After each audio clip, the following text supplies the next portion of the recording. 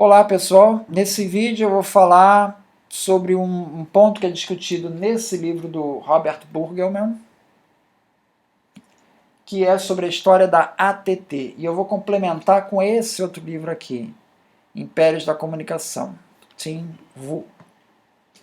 Ele conta a história da ATT com o intuito de mostrar a formação, como é que se estabelece um padrão, né? Então ele está preocupado com essa questão. Então, a história da TT, ela vai começar lá com a patente do Graham-Bell, que é a patente US 174465, que foi concedida em 1876, a patente para o telefone do Graham-Bell. Bom, outras pessoas reivindicam terem sido inventores do telefone. Na Alemanha, o Johann Philipp Reis, em 1861, alega ter sido inventor do telefone. Na França temos o Charles Bourseul, na Itália o Antonio Meucci, e mesmo nos Estados Unidos temos o Elisha Gray, que também reivindicou a autoria dessa invenção.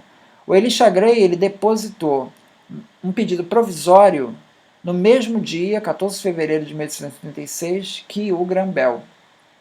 Questão de horas de diferença. Mas o pedido do Elisha Gray não teve continuidade, ficou no provisório. É um pedido escrito à mão. Ficou o Elisha Gray de depositar o pedido posteriormente. Ele não fez. Não tinha dinheiro para pagar advogado, acabou não fazendo.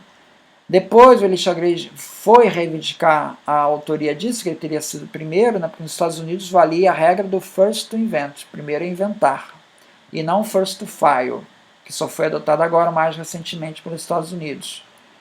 Então, e essa figura do pedido provisório também existia na época e já em 1910 já foi abandonado esse pedido, já não existe mais. Dessa forma, né, foi reformulado. E isso deu um problema muito grande, o Elisha Gray reivindicou que teria sido o primeiro e, bom, depois de muito custo, ele acabou não ganhando nos tribunais isso. O Antonio Meucci, ele também fez o tal do provisório, em 1871, mas também não deu continuidade no pedido, a patente não foi concedida. Em 2002, o Congresso americano reconheceu o Antonio Meucci como um inventor do telefone. Tá? Ele, novamente, não teve condições financeiras, tinha dificuldades com o idioma, não deu sequência no pedido dele. A patente do Bell, ela se enquadra bem no que a gente pode chamar de invenção schumpeteriana. A Bell se comporta como uma empresa schumpeteriana, quer dizer, é uma invenção radical que vai quebrar um paradigma, o paradigma da telegrafia. Isso fica claro com a Western Electric. A Western Electric era a empresa grande de telegrafia da época. O Bell chegou a oferecer para a Western Electric as patentes dele por $100.000. A Western Electric não se interessou, preferiu continuar fazendo telégrafos. Depois ela começou a fazer telefones, mas sem se livrar dos telégrafos. Ela fazia uma coisa híbrida, ou seja, você fazia ligação local com telefone, depois conectava uma atendente e ela passava aquilo por telégrafo para longa distância. Então, ela não se livrou totalmente do paradigma, ela não entendeu que estava tendo ali realmente uma mudança de paradigma. Então, logo em diante, 1882, a própria Bell acabou adquirindo a Western Electric. A Western Electric simplesmente não conseguiu suportar perceber que essa tecnologia já tinha se encerrado. Né? Então, é o exemplo típico de uma invenção, de uma destruição criadora, né? Que o Schumpeter se coloca. Né? Então, em 1884, foi criada a ATT como subsidiária da Bell para serviços a longa distância. Então, para todos os efeitos, a ATT e Bell é a mesma empresa. Tá? Bom, nessa fase, 1876 a 1894, você tem as patentes do Bell em vigor. E ele foi muito agressivo com as empresas, com as suas patentes. Ele chegou a processar mais de 600 empresas e acabou se estabelecendo como um padrão. Então, a apropriabilidade aqui foi fundamental para o padrão Bell acabar se estabelecendo nesse primeiro momento. Quando chegou em 1894, você só tinha 100 empresas que ainda conseguiram sobreviver. Tá? independentes. E logo que a patente acabou, em 1894, as patentes acabaram, em pouco tempo você saltou de 100 empresas para 9.000 empresas em 1902, ou seja, em apenas 8 anos. Olha como é que estava represando a quantidade de empresas nesse setor, né? Tudo sob o controle quase que total das patentes do Bell, né? Então, essas empresas independentes, elas tinham uma fragmentação muito grande. Então, se você tinha uma empresa independente A, ela se associava com a empresa independente B, e aí você poderia fazer ligações de A para B. Mas se você quisesse ligar de A para C, ela estava fora do acordo, então você já não conseguia fazer ligação. Então era um problema. Essa primeira fase foi uma fase bastante agressiva da Bell, né? Essa primeira fase. Essa segunda fase, das fases independentes, ela foi favorecida pela tecnologia também. Duas tecnologias que o livro cita, uma é o do uso de baterias comuns, que permitiam um padrão uniforme de energia para os telefones, facilitando o controle da energia por meio de uma central. Segunda tecnologia importante foi o uso de bobinas de carga, que reduziu a atenuação do sinal. O sinal pôde se propagar por mais distância. Tá? Ele só conseguiu se propagar a ponto de você falar de uma costa a outra dos Estados Unidos, né, quando você começou a inventar os amplificadores. Mas, de qualquer maneira, essas duas primeiras invenções, elas facilitaram bastante a vida dos independentes. Outra questão é que a tecnologia em si não era muito complexa, então as barreiras de entrada não eram muito grandes, então você tinha vários independentes. Essa foi uma fase aberta da telefonia, que tinha várias empresas independentes, muitos atuando na área rural. Tá? Então, a Bell, nessa primeira fase, a primeira fase é que ela tinha as patentes dela, praticamente estava sozinha. A segunda fase, quando tem milhares de independentes. Essa segunda fase, a Bell, logo no início, ela se recusava a conectar o seu sistema com a dos independentes e praticava dumping, ou seja, ela chegava numa região, tinha vários independentes, ela entrava nessa região, oferecia o serviço a um preço lá embaixo, para quebrar todos os independentes. Isso vai mudar em 1907, quando a Bell se associa com o JP Morgan, que é um banco, né? E o novo presidente, Theodore Vail, passa a ter uma outra filosofia com as independentes. Ele passa a partir para uma associação, não total, mas começa a se associar com as independentes.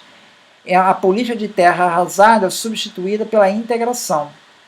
Então, a taxa de recusar a conexão sob qualquer hipótese com os independentes é abandonada. Agora você passa a se conectar desde que a pessoa aceite usar o padrão Bell.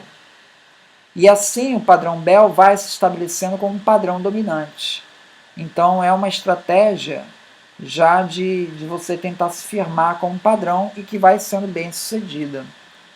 Então, em 1900, a Bell decidiu abrir a sua rede de longa distância. Tem as redes de curta distância, local, na cidade, e de longa distância.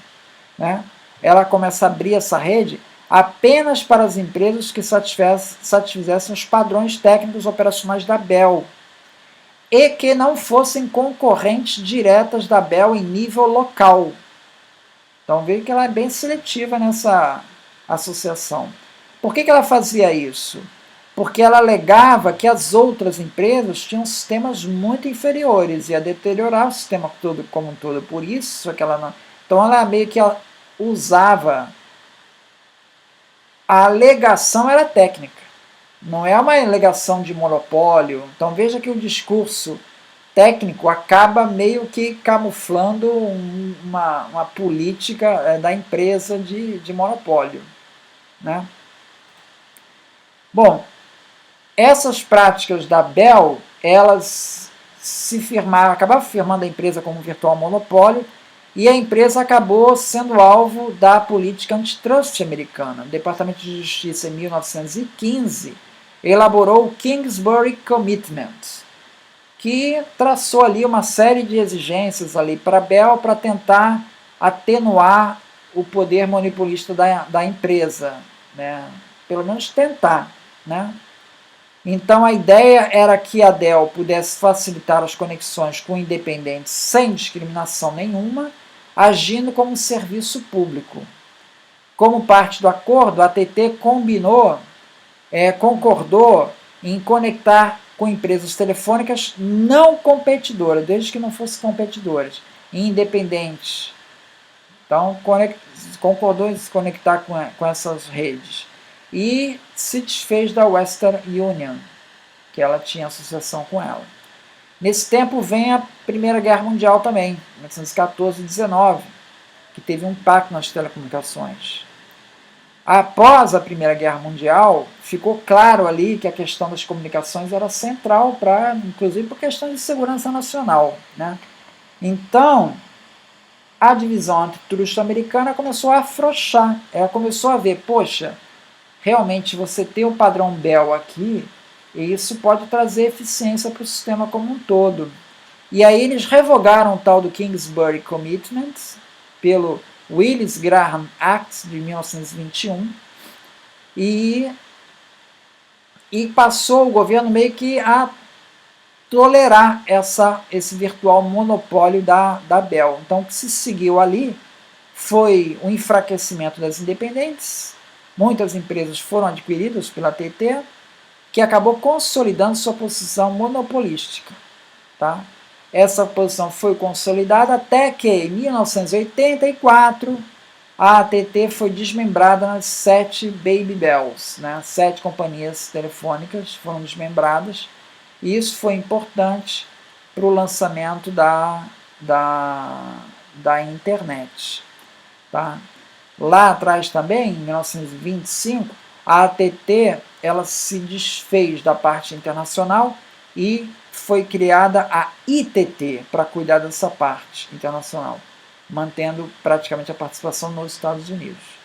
Então, você veja que a história da AT&T ela passa por diversas etapas, desde uma etapa que tem um controle total das patentes, a uma etapa predatória, tá?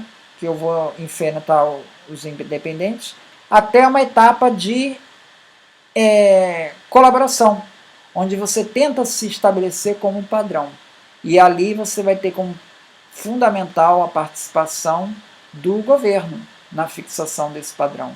Então é uma história que passa aí por várias estratégias, né, para você fixar esse padrão. Então é isso. Muito obrigado.